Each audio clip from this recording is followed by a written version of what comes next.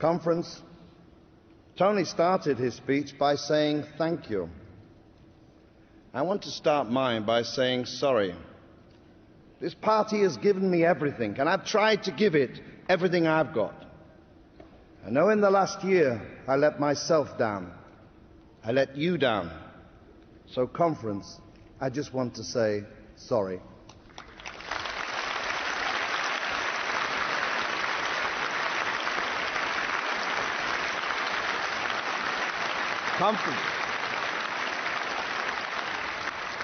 Conference, hasn't Manchester shown it's a great conference city? And I can add a personal thank you to the people of Manchester, to the police, our party staff and stewards, and last but not least, Manchester's Labour Council for their great hospitality and also for keeping this a Tory-free zone. Long may it be.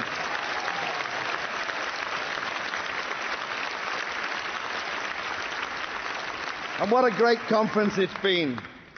Passionate debates, seminars, Q&As, fringe meetings, and some really spectacular speeches, all of them of a very serious nature. On Monday, Gordon gave us a vision of a Labour future. Yesterday, Labour received a ringing endorsement from President Clinton. What a guy. And what a valedictory speech from Labour's most successful Prime Minister, Tony Blair.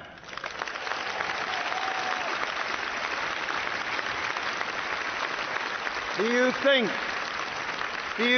the Liberals last week or the Tories next week can match that standard of debate? Not on your life. Tune in and watch it next week. Conference. 50 years ago, I came into this great hall when it was a railway station. I'm now standing on the Labour Party platform. It used to be Platform 1. So, a modern party in a traditional setting. I used to travel from Warrington on this central line to study for my City and Guilds. In those days, I was a commie chef. That doesn't mean a communist who cooks, though some of the hotel managers thought I was. I would pass the Midland Hotel just across here and peer down into the basement at the kitchen staff sweating away. In those days, the staff had few employment rights. Some even paid the hotel for the privilege of working there for experience. Early this week, I walked down there to take a nostalgic look.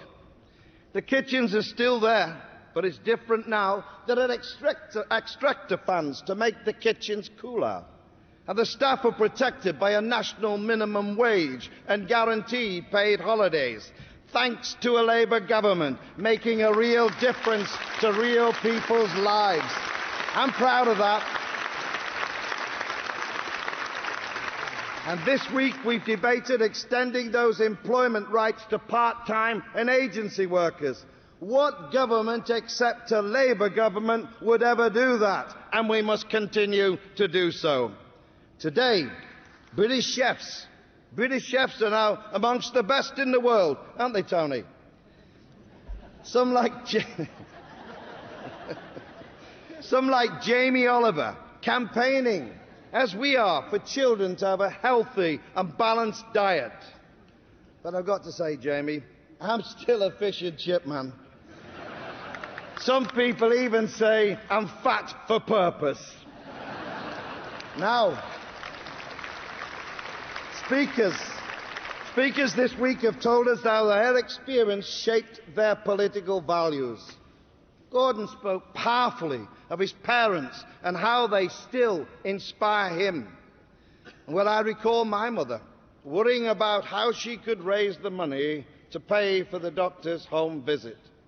15 years later, my brother was born with a hair lip and a cleft palate.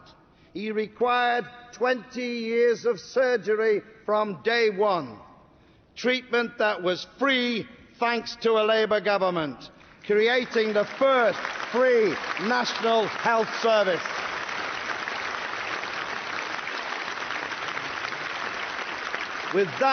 founding principle, treatment based upon need, not on your ability to pay. You can still, I have a traditional view. Labour's greatest contribution to civilising the last century, our greatest achievement, so guard it well, you in conference. Yesterday, we debated how best to deliver the health care, debated with passion and commitment. Every single one of us cares deeply about our National Health Service. And of course, people have strongly held views. Some, unfortunately, don't get enough time to say it. Sorry, Dave. But we never question the principle or the values behind it. We don't believe, do we, that market forces alone can provide the comprehensive health care that flows from that fundamental principle. And it was those personal experiences like that, and others such as feeling the effects of the famous and infamous 11+, that made me, in the words of our Constitution, a democratic socialist. I always have been, and I always will be. Conference this week, we've debated how to meet the challenges of the future. And it's absolutely right that we do. I'm considered traditional. Some call me old Labour. And that's one of the nicer things they say about me. But I'm not against change. I've always argued for change. I've been involved in it. Indeed, this is a party of progressive change. The party of change, as President Clinton said yesterday. But the key to our success has been that balance that we have struck between the old and the new, the past and the future, the achievements and promises. And I've said in every speech to this conference as the Deputy Leader, and I'll say it again, traditional values in a modern setting. I've even got Tony starting his speeches with it. We all know, if you don't talk about your achievements, you won't get elected. You won't get elected without promising a better future. And that's what this conference has been about. Remember those pledge cards? Remember those pledge cards? The first one in 1997, the second one in 2001, the third one in 2005. Get them out. Dust them. Because every promise on these cards has been delivered and more by this government.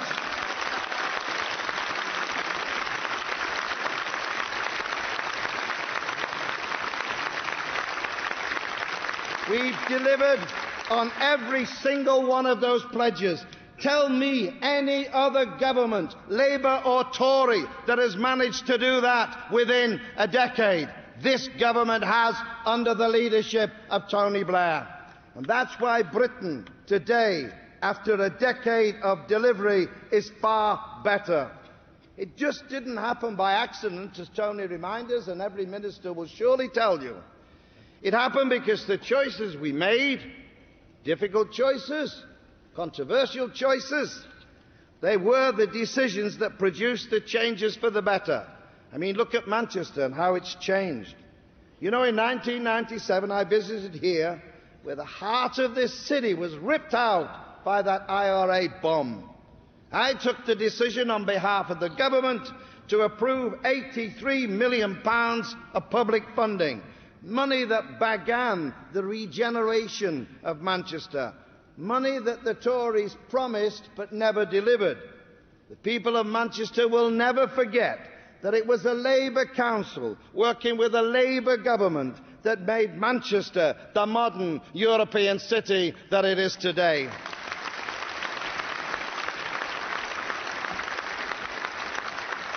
Conference.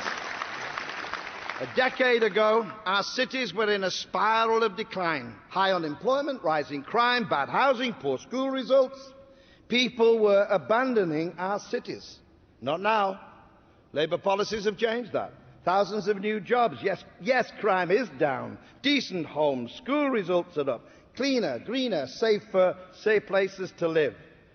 But take one small example of change that only a Labour government would do. The canals that you can see outside here in Manchester or any major city, many of them were the cities were the symbols of urban decline, a haven for people in burglary and crime. When we came to office, we changed it. Gordon changed the Treasury borrowing rules to allow publicly owned bodies like British Waterways and, yes, our local authority airports to begin to develop, to be more enterprising, to use the public-private partnerships and to unleash their full potential. They have become indeed major engines of growth in our urban regeneration. As a result, we have transformed derelict canals into flourishing urban centres. Walk outside and look at the Bridgewater Canal and then compare it to what it was 10 years ago. And that tale is true in every one of our major cities. So we transform these derelict canals into flourishing urban centres, profitable assets instead of decaying liabilities that the Tories left behind. We showed that public enterprise and public ownership can play a part in rebuilding our cities. And yesterday we heard in the debate, and don't forget the most deprived areas.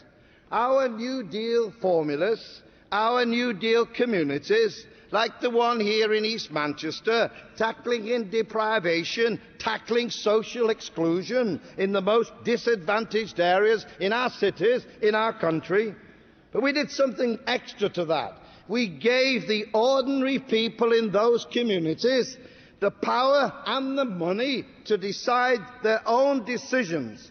We put faith in them, and they have delivered by improving their communities. But that's not just in Manchester. It's in all our great core cities. Birmingham, Sheffield, Leeds, Newcastle, Bristol, Liverpool and Nottingham, and the towns and cities across our country. And of course London, the greatest capital city in the world. Yesterday's debate emphasised the importance of the growth of cities. There has been much debate about this, and we should recognise when we talk of global problems of the massive urbanisation now taking place in this world, as countries seek to grow, to find houses for their people, to leave the rural areas to move in to urbanisation. That is going to have a profound global effect, and we've already mentioned it in some of the debates. Across the world, we are witnessing global urbanisation as never ever before. As I speak, believe me, China plans to build 1,000 cities like Manchester to deal with 10 million people leaving the rural areas and moving into our urban areas every year. Cities, bear in mind, as the debate showed, consume 75% of the world's natural resources. They produce 3/4 of its waste. Cities are major emitters of greenhouse gases contributing to climate change. But there are remarkable examples of what can be done if we put our mind and our commitment to it. Again, in China, the new eco-city of Dongtang, designed to be entirely carbon neutral, the most environmentally advanced city in the world, and it's being built in partnership with Britain, with our expertise in planning, in production, in construction and environmental protection. Together, both of us in China and UK, learning from the development in building brand new cities that meet the environmental requirement and the higher living standards for our people. Creating new employment here in Britain and trading opportunities for the United Kingdom, which Gordon referred to in his speech on Monday. So it's vital we continue to find a new way of providing these cleaner, greener, safer cities for people while tackling at the same time the great challenge of climate change at home and abroad. And it was in this very hall last year, this hall, that we, the Labour government, hosted an international summit on sustainable communities, where people from around the world gathered to address in this very hall the issues of climate change and, more important, to learn from the policies they'd seen being developed here in Britain by a Labour government. Climate change. It is undoubtedly the biggest environmental problem facing the world today. As David Miliband said in the debate, climate change is an economic issue, a social issue, a security issue, but it's also a political issue. Quite right.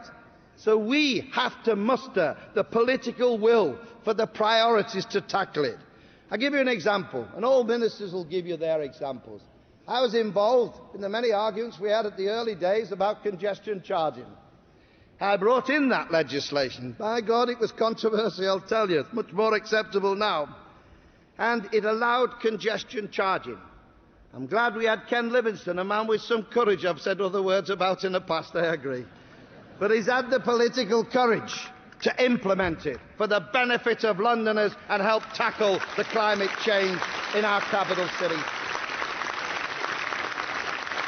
You know, they said it wouldn't work. Now people come from all over the world to find out how it's done here in Britain. Now that's leadership provided by a Labour government and a Labour council to deal with the problems of climate change. In 1997, we recognised that we had to seek an international solution to climate change. We were aware that global problems require global solutions. We knew domestic policies on their own